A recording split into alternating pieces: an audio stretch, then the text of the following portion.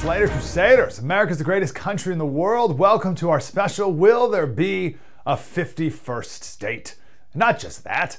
Trump's talked about taking control over Greenland, taking back control of the Panama Canal, and joking about making Canada that 51st state. Listen, this expansionist mindset should be a major focus of the MAGA movement.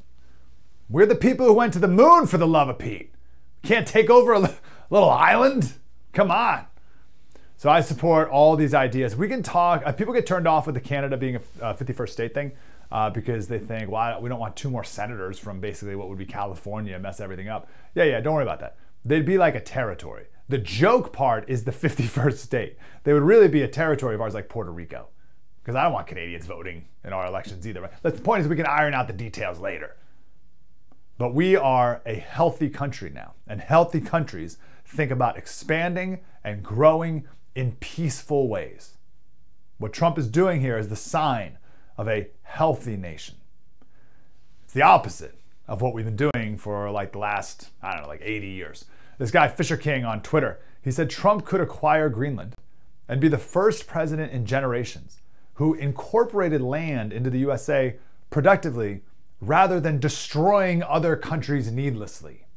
That's what we've been doing for a while, destroying other countries needlessly. How about we grow America in a productive, peaceful way?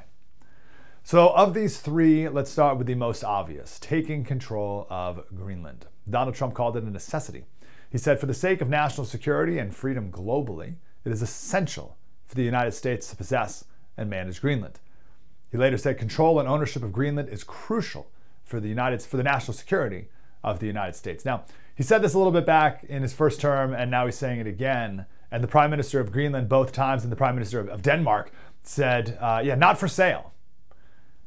To which I respond, I think you missed the part where Trump said it's an absolute necessity that we control it. We weren't really asking. We're just kind of telling you that it's ours now. But I predict they'll sell. We have a history of doing business together, us and Denmark. Denmark controls Greenland. We bought the U.S. Virgin Islands from Denmark in 1917. At the time, they were called the Danish West Indies. But we bought land all the time. When in the 1800s, Russia told us, we'll never sell Alaska. And we bought it, 1867. We were told France would never sell the middle half or middle third of the entire country. But Napoleon sold it to Jefferson, the Louisiana Purchase, 1803. And I expect the same thing to happen to Greenland. It starts off, that's outrageous, we'll never sell, and give it a little time. Why do we want Greenland, though? This is important to know. Why does Trump call it an absolute necessity? We always look at maps from the equator. And everyone's familiar with this map. It's the only map we ever see. But we never look at maps from the top of the world. And here's one right now. And you're like, whoa, I don't even know what to do with that. That's super bizarre looking. There's 5 countries who have control over the Arctic Ocean. The United States, because of Alaska, which again at the time was called Seward's Folly, Norway, Denmark, because of Greenland, Russia, and Canada. Now China, they're not in that group, but they want in on this action too. We'll talk about that in a minute. So 3 reasons why this is important. First, there are more shipping lanes available throughout the Arctic Ocean now than there were in the past. Also, therefore, there are more military routes and control in this area than ever before. Why does Russia have 18 military bases in the Arctic? 18? It's frozen up there. A lot of these are like frozen in the wintertime. Like you can't even use them. But they have 18 naval bases, at least 18 military bases in the Arctic. Russia knows that this is of strategic importance. It's time we wake up to it as well.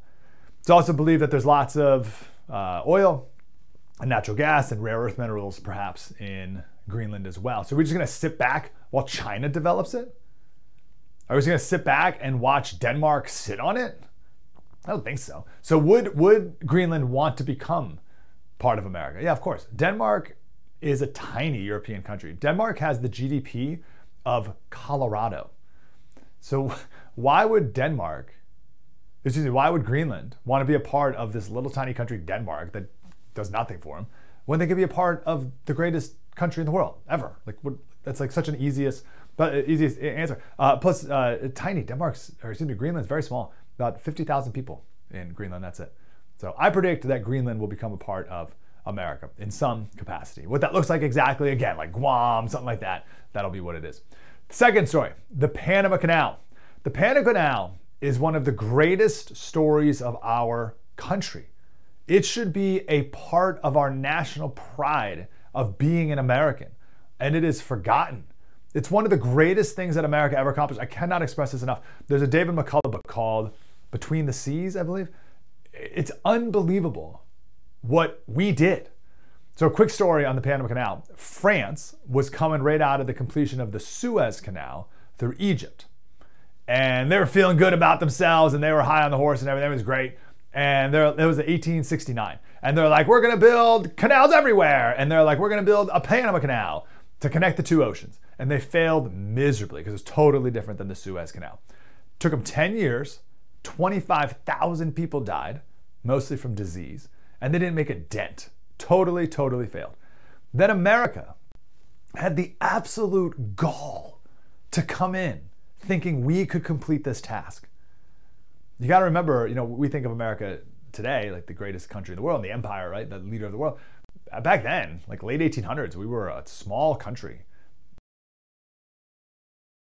One of the most incredible engineering marvels of all time, through the mountains and the impossible rivers and the disease. We should do an entire special on the Panama Canal. The fact that we were able to conquer the disease, the yellow fever from the mosquitoes. Walter Reed Hospital, Walter Reed, he was one of the first scientists who figured out that yellow fever and malaria is spread by mosquitoes. That's the Walter Reed. And we were able to combat that and beat that in Panama and finish this canal. Because of our absolute engineering genius, our medical genius, and American fortitude, we completed the canal in 10 years. 10,000 people died. But we completed the project. And then stupid Jimmy Carter gave it away to Panama for no reason in 1979. Like the stupidest thing ever. By the way, Panama, when we built the canal, Panama was controlled by Colombia. They weren't even a country. And we put one of our warships on the coast of Panama to help their fight for independence. So Panama wouldn't even be a country if it weren't for us. And then we go and we give it back to the people of Panama. Like, that's ridiculous. And now 72% of the shipping through the canal is from America. And they're not treating us right. And we should be the ones in charge. This is crazy. And China, because of their Belt and Road Initiative, which we talk about a lot here, they're spending more and more money and time in that area, and they're opening up cruise ship terminals, and they're now essentially in control of the port. And that's not going to work. That's the only way, other than going across the entire southern tip of South America. It's like 22 days longer, right? So that's like off the table. That's the only way we can get to the two coasts of our country. We have to have our canal back for national security reasons and, of course, shipping reasons, similar to Greenland. Trump said, he said, if the moral and legal principles of this generous act, us giving the canal back in 1979, are not adhered to, we will demand the full and unconditional return of the Panama Canal. Just think for a second, imagine if there's a war and China shuts down that port. We would be totally disconnected, our Navy, from our two coastlines. That's insane. By the way, going back to Denmark, the reason we bought what is now the U.S. Virgin Islands from Denmark in 1917 is because of its strategic location near the Panama Canal. So that strategic importance was obvious then in 1917, and Carter gave it away. So insanely foolish. Okay, the third one, Canada, our 51st state. I think it started out as like a joke and like a negotiating leverage thing with Trudeau, but I also think Trump's going to see how far he can take it until maybe it turns into a real thing. Because I know when Trump ran for president back in 2015, everyone thought that was a joke. And everyone laughed at that a very similar way that they're laughing at Canada being our 51st state. Like, it's a very similar kind of mocking laughter. But then Trump won, and I think this is on a similar trajectory as well. Like, it's a big joke. But I think everyone's going to laugh their way all the way to this being like a U.S. territory. Canada has a GDP smaller than Texas, population of California. I don't want them to be our 51st state. I don't want them voting here. They have a rich, proud history. That's awesome. You'd be like Puerto Rico, right? Puerto Rico has a rich, proud history too. Puerto Rico loves Puerto Rico. Great, you're Puerto Rico. But you're also a part of America, right? So you in Canada, you can have your home rule, which by the way, the Canadian government now is known as His Majesty's government. So don't give me this whole thing that you're all for your independence as it is, right? You're under the British crown, right? So free yourself from the British crown, become under our protection. And we could also appease the independence movement within Quebec, right? So Quebec, you can be free and independent and French all you want. We'll protect you. We'll protect you. And we could be one single awesome continent. So 2 final points real quick and we'll get to our wonderful guests. Trump's flooding the zone with these types of ideas so that the fake news doesn't know what to do. They can't set their aim on any targets. Their lies can't get a foothold. It's brilliant. And number 2, this is the type of visionary leadership that made America the greatest country in the world and a world superpower in the first place. We're solidifying our power in the Western Hemisphere as we should, and we're projecting strength to our enemies around the world. This is how great leaders should think. And Trump is just the guy to make it happen. At the very least, it's now the Gulf of America. Can we at least agree on that? Come on, let's at least we can get on board with Gulf of America.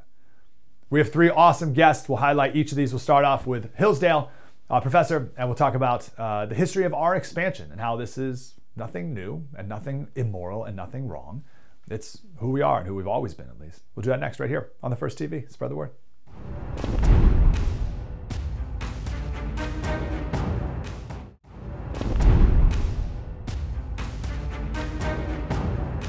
Welcome back to our special here on The First TV. Will there be a 51st state? We're throwing in this conversation also Greenland and the Panama Canal. To get a little history lesson on our expansion of the past, Dr. Miles Smith IV is here, Assistant Professor of History at the wonderful Hillsdale College. Professor, how do you do, sir? Great. Good to hear from you, Mike. We have expanded before in America, obviously. Take us back to the beginning. So we'll start after the colonies. What was our first expansion after the colonies, and what was the mindset of the guys who did it? Yeah, I mean, expansion's always been in the United States' DNA. Alexander Hamilton in Federalist I calls the United States an empire. Thomas Jefferson called it an empire of liberty. When the United States becomes sort of an independent republic in the aftermath of the Revolutionary War in 1783, the territory it has extends to the Mississippi River, but everyone is pretty sure that the United States is going to keep expanding at least across the American continent. So no one in the formation of the country thinks that the United States is going to be limited to the borders it was in. As late as the 1830s, you have guys who are talking pretty openly about the United States expanding from what they said pole to pole in the 1830s, just particularly amongst the Democratic Party in the 1830s. There was a real push to expand the United States and make it a hemispheric republic. And there was this idea that liberty would spread sort of everywhere, at least across the Western Hemisphere. And so the United States has always been expansionistic, really right up until the Cold War era. Things changed a little bit there, but it's always had expansion in its blood. Wow. So pole to pole, they mean like from north to south? Was that the intention of that? The North Pole to South Pole, yeah. Wow. So whenever I think American expansion or manifest destiny, it's always east to west. But never even thought before about north to south. Is it immoral to think such a way? That's a great question. I think we tend to view expansion in a pretty narrow sense of conquest. And Americans historically have basically thought more imperially. We don't use that word empire a lot, but they always thought there was sort of a small r Republican, small e empire. And that empire would basically expand because people in their minds wanted freedom, wanted liberty, and the United States was the best political vehicle to give people, not just in the United States, but across the Western Hemisphere, political liberty. There was a move to buy Cuba, to free it from Spain. Obviously, that happens in 1898 with the Spanish-American War. But morality was not sort of done on a mere, is it okay to conquer, is it not okay to conquer paradigm, but they really sort of thought of it as, is it right for people to be given liberty? And a lot of Americans in the 19th century answered, yes, it's good for us to go and use our political and even military power to give people liberty. We see that even in our own lives. Something like the Iraq War was predicated on the idea of giving freedom and democracy to people via political and military means. Yeah, I feel like doing that in Greenland would be easier than anywhere in the Middle East, though. So that's good. What is again empire? Again, these are like old ideas that we don't have anymore in our post World War II idea. And there's another post World War II idea that's like, these are the maps. You can't move the maps. Like nothing could change ever. And you're like, that's weird. But why is empire a bad thing, or how can it be a good thing? Maybe. Yeah, well, we tend to think empire and as a boogeyman. Ronald Reagan, of course, called the Soviet Union evil empire. Yes. But I think empire is something we should view as natural. Throughout human history, there have always been empires. There's really no era where you can find where there isn't empire. The 19th century, it's the British Empire. The 20th century saw the Soviet and the American Empire. So it's probably historically it's worth thinking about philosophy of history. We can't really find an era in world history where there isn't an empire. So your choice is generally more between empires than empire or not. In our own time, the choices seem to be one of the American Empire or, say, the rising Chinese Empire. And so America flexes its muscles. We sort of think, well, should we be acting in an imperial way? Well, if your choice, say, in the Panama Canal Zone is American control via imperialism or Chinese control via imperialism, I'd prefer American control of the canal rather than Chinese imperial control. There's no sort of utopia to be had. Your choices aren't empire or utopia. Your choices are maybe a little bit better empire or a little bit worse empire. Yeah, same with Greenland as well, controlling all that. Let's go back to the Louisiana Purchase. So pretty crazy that France had this huge swath of land, and they're like, we're never going to sell. And then just to different things that happened at the moment for France, they're like, all right, fine, here. So that's insane that we ever could make that purchase. But what was Thomas Jefferson thinking? Because there's nothing in the Constitution, I don't think, about the federal government being allowed to buy land. So how are we to think about Thomas Jefferson and that purchase? That's a great question. Thomas Jefferson wrote a letter in 1803 to Robert Livingston, his U.S. ambassador at the time in France. And what he said was that anybody who controls New Orleans who's not us is our enemy. And what he meant by that is, look, that's a place on the continent where strategic control of economics, of politics, of the military is going to be litigated through. If you control New Orleans, you control the interior of North America. And Thomas Jefferson wanted the United States to control the interior of North America. And so he believed it was in the United States' interest to do whatever it could to gain the territory around New Orleans, which eventually means gaining what we called the entirety of the Louisiana Purchase. So national security, of course. And Andrew Jackson, his story, The Battle of New Orleans, proves that perfectly with the British attacking New Orleans. Okay, so that was the justification. It was a national security interest. What was Thomas Jefferson's view on, well, you think it was Lewis and Clark, right? He believed in manifest destiny, right? Yeah, absolutely. And one of the things that Thomas Jefferson was willing to do was send an armed expedition to explore Louisiana. We tend to think of Lewis and Clark as sort of scientists. It's an army expedition. It was called the Corps of Discovery. And so America's always been willing to put not only empire in its interest, but to back its expansive empire with guns. The Lewis and Clark were armed. They weren't just sort of walking around carrying charts and hanging out with Sacagawea. It was a group of 50 to 100 armed men at various times. And so, yeah, the United States has always been interested in empire, interested in its own defense, and willing to go to even military lengths to defend itself. Why, like, France must regret selling that, right? What are they thinking? Well, France in 1802, 1803, Napoleon was really trying to sort of get enough income to keep his own empire going. And so he wanted to reconquer Haiti. And so he sent a huge army to Haiti under his brother-in-law, General Leclerc, and that army is wiped out by Haitian revolutionaries. And so he has wasted a lot of money and doesn't have any soldiers left. So he needs money fast. And the quickest way he could get money fast was to sell this huge unpopulated and to him unuseful territory to the United States. And so the United States had been ready for that deal for a while. They get a break with the failed French invasion of Haiti. And so that's really why France sold it, to get money fast. And it's a good question. Whether they regret it or not, I don't know. But it's a worthwhile question to ask. Yeah. Wow. You would think. Wow. But it's all about the right time, right? It's all about opportunity. Because you said they were thinking about, they wanted it for a while, like we were ready. That has to be quite a story about our ambassador over in France making that deal. Yeah, they've been planning for it for a long time. I mean, Jefferson came into power when he becomes president in 1801. He does have a plan for the United States' strategic interest. And for him, a lot of it is sort of mitigating the power of Napoleon, who's the biggest, baddest guy on the block, and getting what he can from Napoleon.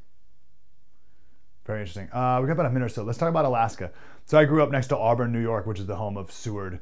And so Seward's Folly was like a big part of growing up. Why did we think that was a good idea? Alaska was, again, it was a question of empire. Alaska in the 19th century and 18th century was a Russian territory. Russia was still a powerful country in the 1860s. And what the United States sort of realized was that it was in the United States' territory to be friendly with Russia and to find some accommodation in the territories where they interacted. And that territory was what we would call Alaska. There was American fishermen, American fur traders. It just made good sense. And so Seward was accused of spending money on a territory where we were only going to get a few furs from. But strategically, it was a great decision. The United States was able to command the North Pacific in a way it hadn't before. And we get it actually pretty cheap as massive amounts of territory go. And so it was it's called Seward's Folly, but at least as far as military policy thinkers went at the time, they were all pretty committed to the purchase of Alaska and to American territorial administration of Alaska. That's a great point that we call it Seward. Like that's the part that lived on when probably it was just like some newspaper editor thought it was stupid. And like that's the story that we still tell ourselves 150 years later. Yeah, it's great.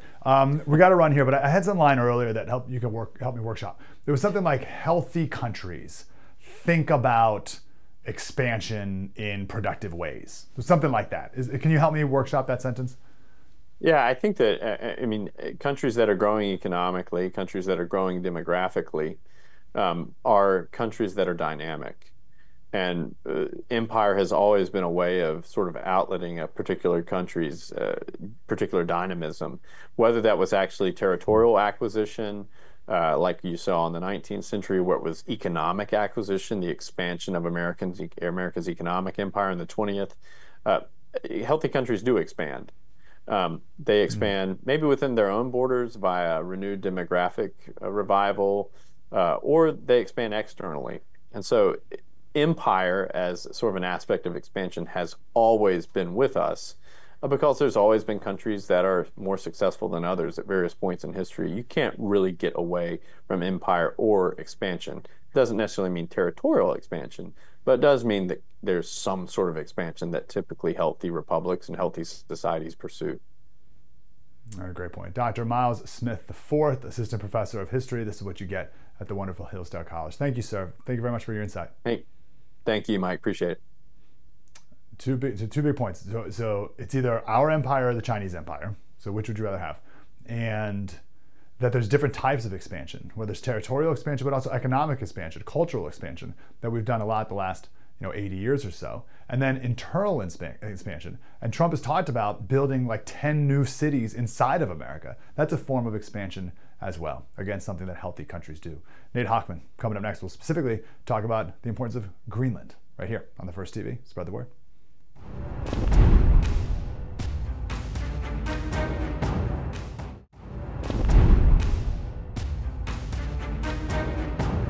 Well, we need Greenland for national security purposes. I've been told that for a long time, long before I even ran. I mean, people have been talking about it for a long time.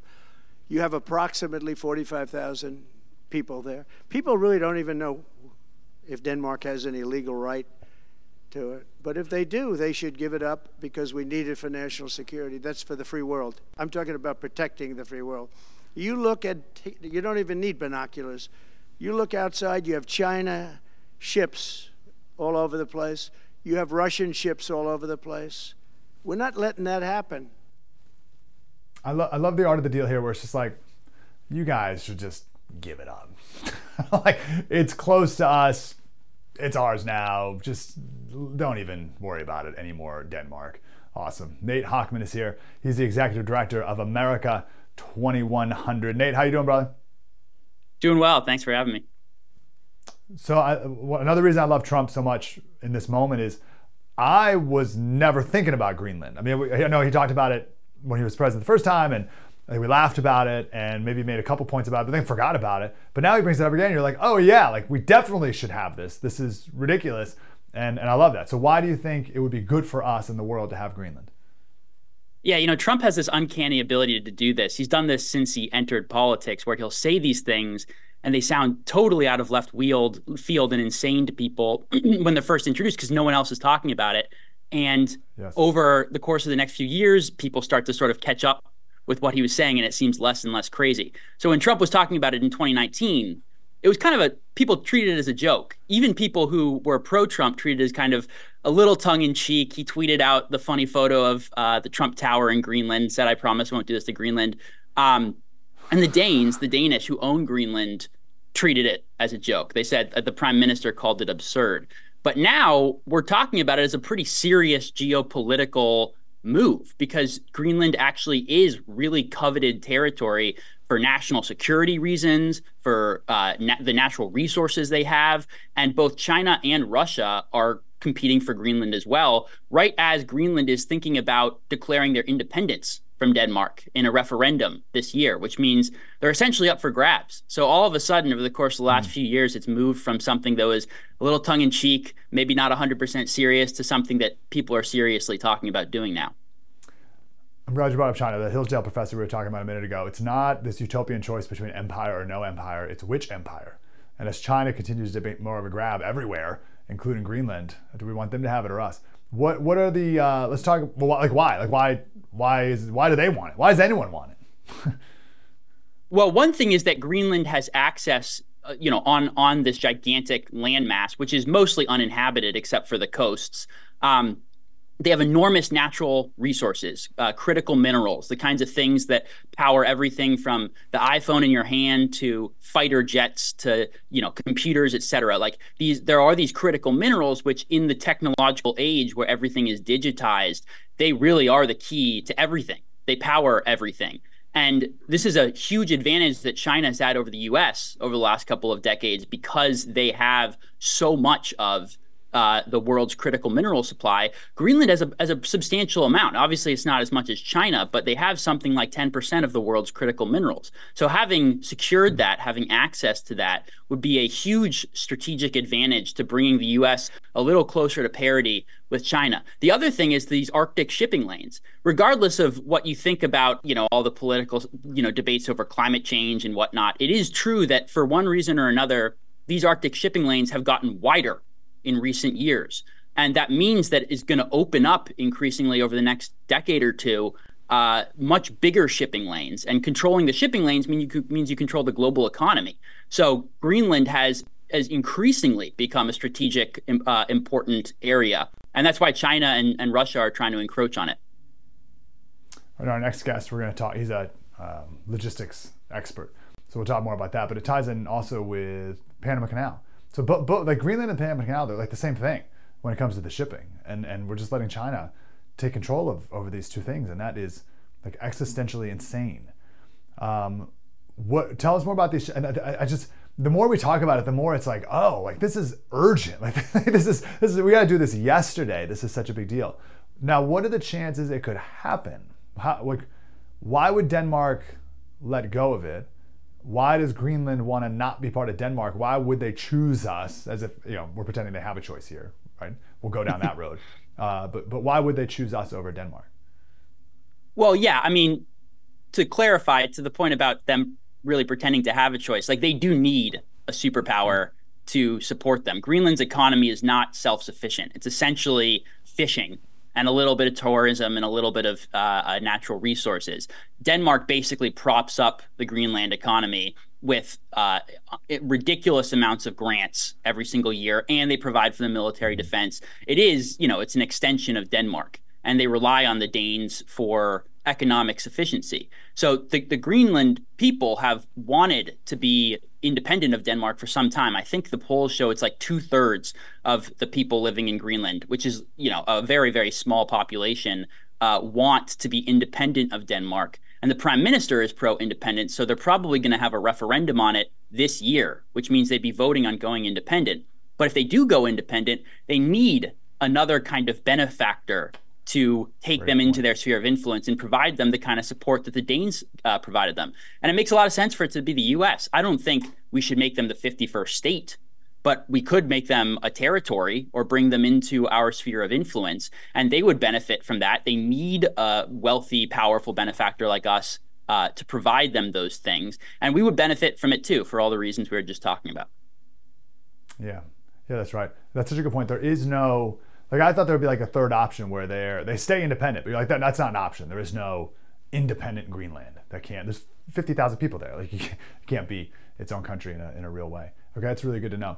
Okay, so I was trying to think about this the other day, and there has to be something. What would be the negative of us doing this? What's the con? What's the counter argument? Well, there's plenty of negatives to making Greenland the 51st state. I think that would be an imprudent decision. And I think most of the people talking about this, including President Trump, don't want to make it the 51st state. But if we did that, Rico. Yeah. Right. Yeah, exactly. You've got 2 senators from Greenland. They're probably going to be left-wing because, the Greenlanders are from Denmark, which is a pretty left-wing country in and of itself. They've got government-run healthcare, all kinds of other stuff.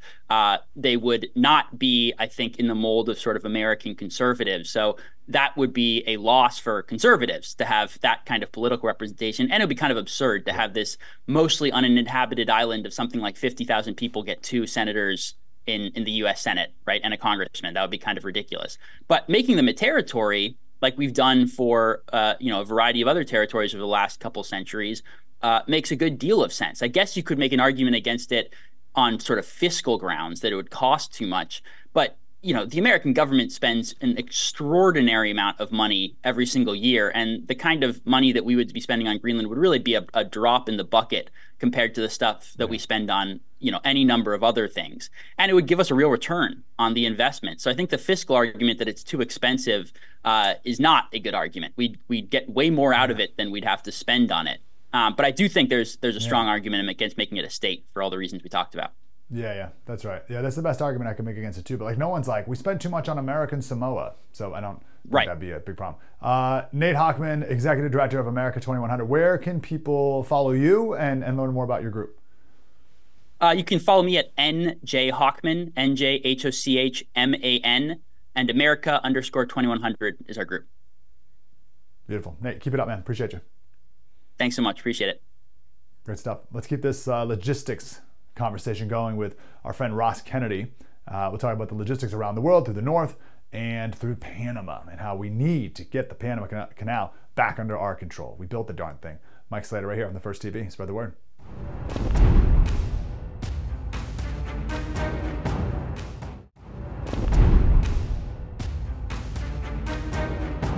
Can you assure the world that as you try to get control of these areas, you are not going to use military or economic coercion? No. I can say this. We need them for economic security. The Panama Canal was built for our military. I'm not going to commit to that now. It might be that you'll have to do something. Look, the Panama Canal is vital to our country. It's being operated by China. And we gave the Panama Canal to Panama. We didn't give it to China. And they've abused it. They've abused that gift. It should have never been made, by the way. Giving the Panama Canal is why Jimmy Carter lost the election, in my opinion, more so maybe than the hostages. The hostages were a big deal. This is so awesome. Go to Ross Kennedy, the Huntsman, on the Twitter. He's the founder of Fortis Analysis, supply chain national security expert. Ross, great to talk to you, man. Thank you for being here again. It's been a while. We spent a good portion of the first segment of the show talking about the history of the Panama Canal and how the engineering marvel that it was and how the French tried and failed. They couldn't do it, and we had the gall to come in and do it, and the importance of it. We basically went over McCullough's book, Between the Seas. But let's bring it to modern times today. What is the strategic importance of the Panama Canal to America, and why is it a problem that China has so much influence over it today?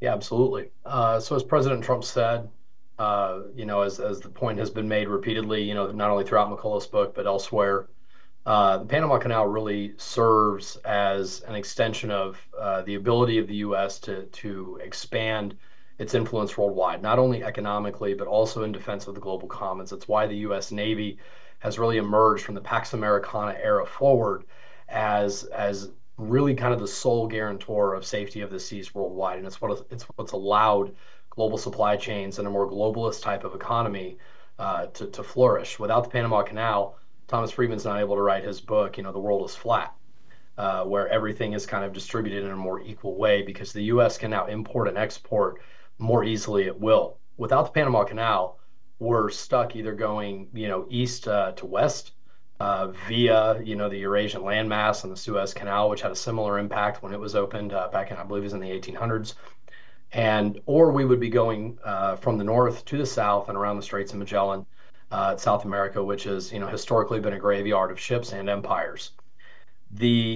So the impact of the ability of the U.S. to no longer have to base an enormous amount of naval assets on the West Coast, to be able to establish shipbuilding in the Gulf of Mexico and on the East Coast, to be able to really have a three-coast naval strategy for force projection worldwide, it cannot be overstated how important of an advantage that is.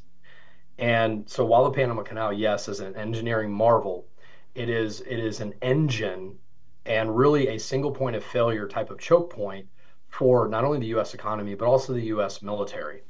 Even in the modern age, even in the space race, and even in an era where we can fly about anything, anywhere, the ability to still move tonnage, men, material on the water is far and away the most efficient way to go about it. And so with China now emerging as, particularly all throughout Latin America, but Panama is one of their oldest and longest plays that they've really invested into, China has really infiltrated so much of the management and operation of the canal. Not just the container ports and the dry ports and the bulk liquid ports, like for energy products at either end on the Atlantic and Pacific side, but also in the operation of itself, in the bridges that cross it, in China's ability to force the Panamanian government to look the other way as these migrant caravans emerge from the Darien Gap and begin to move north. In every way, shape, form, or fashion, it is a net good and an enormous risk for the United States to not address the situation, and it is a net good if we do that. And that means in some cases a guy like Trump coming along and using the bully pulpit. And I can tell you from first-person knowledge, the Panama Canal is not a new issue to President Trump in particular, nor to the people that work around him in a strategy and advisory role on national security and economic security. There was an enormous emphasis in the first administration, and some really sharp people looked at the problem of what do we do about the fact that China effectively owns all of the infrastructure at both ends, as well as what's crossing it, and Chinese companies now are infiltrated throughout the management and operation of the canal itself, not just the infrastructure. That single point of failure is the key word of the whole thing. Point of clarification, what are the three coasts you're speaking of? Is it, I'm assuming East, West, and Gulf of Mexico? Is that the third coast? Yep, East, West, Gulf of Mexico. So if you look at how we had to run things in World War II, we really had kind of a bi-coastal strategy. We had some stuff going in the Gulf as well, but really the Gulf Coast has historically been oriented towards shipbuilding and energy management, Texas, Louisiana, Mississippi. Although we did build, warships there, but if you look at where most of the Liberty ships were built, they were built on the West Coast. They weren't as much built on the East Coast or in the Gulf, because most of what was being churned out in the Gulf region and in the East Coast during World War II were warships. And so the majority of the Liberty shipbuilding program was on the West Coast. It was in the San Francisco area. It was further south down by Los Angeles. It was up in Oregon and Washington. And the Panama Canal was certainly available to us then, but it enabled us to build ships on one coast, move them get them going in Atlantic commerce as well as Pacific. Yeah, makes perfect sense. And we don't need to take time here. You don't need to be a supply chain and national security expert to realize what would happen if China just decides to shut that down one day. In a case of war, it would be absolutely devastating. What could be done diplomatically or more to get control of it back?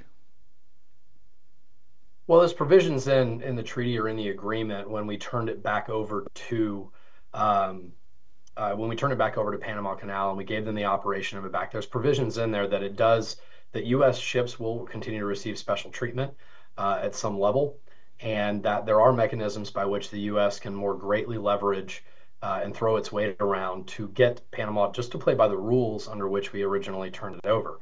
Trump, he wrote a whole book about it, national bestseller for 30 years, Art of the Deal, right? Where a big part of that strategy is you come in with this gargantuan ask or gargantuan negotiating point, and in Trump's case, it's like, if they don't play ball, we're just going to come take it back, and they can't stop us. Is that what he intends to do? Possibly. I can't speak for his mind on that, but that is a maximalist option that's on the table. So the goal then would be to negotiate backwards from that to something that is a reasonable, acceptable compromise between the two countries. The U.S. is not a stranger to going into Panama and having to deal with things directly. That doesn't mean that's what's going to happen this time. What could happen, though, is a mix of additional tariffs on Panama itself, expulsion from various free trade or multilateral trade agreements that it's a part of, additional U.S. forces moving into Colombia and really acting as a stopgap on things that are happening in the Darien Gap. You could see additional Coast Guard presence and additional U.S. Navy presence doing interdiction missions on drugs and Chinese vessels coming through the canal. There's a lot of ways in which we would be able to use the threat of force or use economic levers and diplomatic and regulatory levers and arrive at a tangible solution. And a big thing that needs to be done is to identify and eject from influence in Panama any politician, any businessman that has anything associated with the governance of that country, particularly the governance of the canal, that has known or strongly suspected and provable ties to China. Yeah, wow. I look forward to all of that weight being thrown around. And as I think we stated in the first segment, Panama wouldn't be a country if it weren't for the United States and our warship off its coast, freeing it from Colombia in the very first place. We got about 2 minutes. Let's take this over logistics, like commercial logistics, well, military I suppose too, with Greenland and the Arctic. What is the importance of controlling those shipping lanes? Well, whether you ascribe it to climate change or just the fact that the sun's acting up, or we're in a historical peak heating, cooling type of cycle, whatever the reason is we have seen the retreat of Arctic ice, and it has opened up this northern shipping passage that runs around. It's a hemispheric circle around the Arctic. So most people look at a map and they think, well, that doesn't make any sense. But when you conceive of the world actually what it is, which is not flat, it's a globe, it's a sphere, then what you have is a much shorter route that is beginning to open up between various countries, through Canada, from Alaska, and then you have all of your other Arctic countries, Russia, Scandinavian countries, and they will be able to move goods along this passage. And China and Russia in particular have invested an enormous amount of money, time, and effort into building the ships and infrastructure that would be needed to take advantage of this Arctic passage. Greenland represents the easiest passage to and from the United States, particularly, of course, the East Coast, as well as parts of Europe, to be able to take advantage of this shorter route. But it also shortens, from a national security perspective, it also shortens the route and time it would take for Russia and China to be able to move fleets through the Arctic Circle and approach the United States and Canada coasts with a threat. They no longer have to go all the way across the Pacific or come, out of the Arctic region down into the Atlantic. They would be able to come directly across the top and down. Greenland itself is also incredibly dense with energy reserves, with critical minerals, and it's not as large as it looks like on a Mercator projection of a map, but it's still a very, very, very large landmass that is somewhat habitable, but is exploitable from a natural resources side. And there's 50,000 occupants of Greenland. And if we entered into some sort of mineral sharing arrangement, mineral wealth sharing arrangement with them, as we have with other territories and unincorporated regions that are part of the United States, but are not necessarily voting states, right? They're operate more like semi-autonomous territories. U.S. Virgin Islands is one, Guam, Marshall Islands. Then the people of Greenland would be fabulously wealthy. It would be a place where people could expand, build families if they're tolerant to the climate. But we have all of these resources there that could be utilized for the United States and its allies, and would really give us a tremendous leg up on the energy race, on clean energy in particular, because the minerals that are there, on EV technology, as well as on traditional fossil fuels, uranium for nuclear power, in addition to the logistics benefits. So it's really a win all the way around that Trump has taken the stance he's taken, and that really Denmark is kind of, they've made some noise about how they're never going to let this happen. But the people of Greenland have expressed a desire for independence recently, and they have expressed an openness and a willingness to becoming in some way part of the U.S.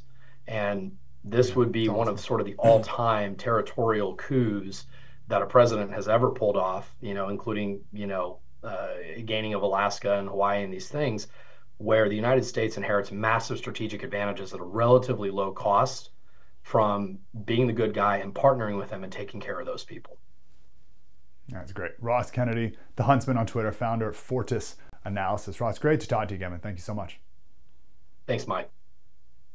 Very good. Please send this special to anyone you know who laughed at the idea of all three of these things, whether it's some sort of deeper relationship with Canada, Panama Canal, Greenland. They laughed, oh, Trump, what an idiot, what a fool, this is ridiculous, it'll never happen, and why would it anyway, blah, blah. No. The more you talk about it, the more you think about it, it is absolutely essential. And kudos to the President of the United States for having the foresight and the courage to bring it to the forefront and hopefully make it happen. Mike Slater, First TV, spread the word.